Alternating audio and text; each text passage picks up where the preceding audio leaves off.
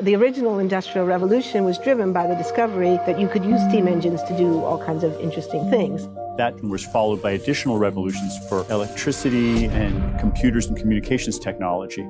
We're now in the early stages of the fourth Industrial Revolution, which is bringing together digital, physical, and biological systems.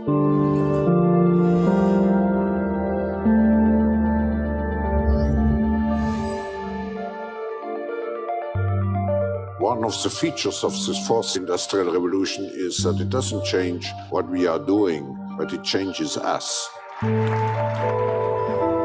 We need a different economic model that will allow us to meet the basic needs of every human on the planet, and that will be focused not on growth per se, but on maximizing human well-being. We have energy technologies that can power our civilization, but how do we get it and implement it at the scale we need at a price that people around the world can afford? If we're able to do something to transform cities, to make them more efficient, then the impact can be huge.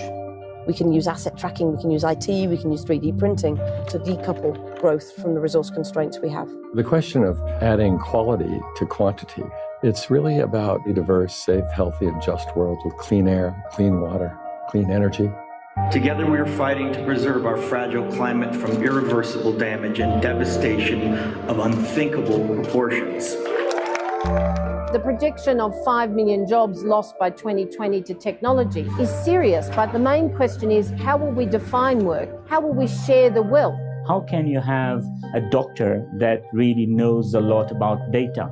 How can you have a biologist that knows about medicine? We have to create a space that enables people to think freely, to think divergent thoughts, to think creative thoughts. We really need new education or new training. We're working with A World in Motion and First Robotics, trying to encourage students from third grade all the way up through the end of high school to pursue science, math, and different technologies. It's this ability of digital technology to change outcomes, to truly empower people that can create a more equitable growth.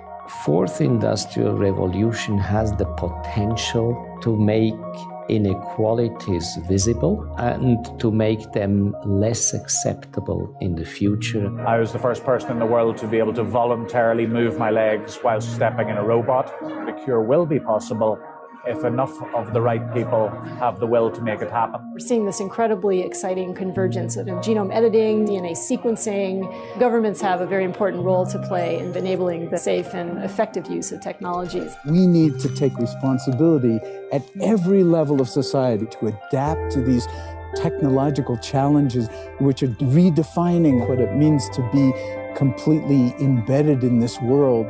Even though we have everyday problems we have to solve, we have to find a way to lay the foundations for the innovations of tomorrow.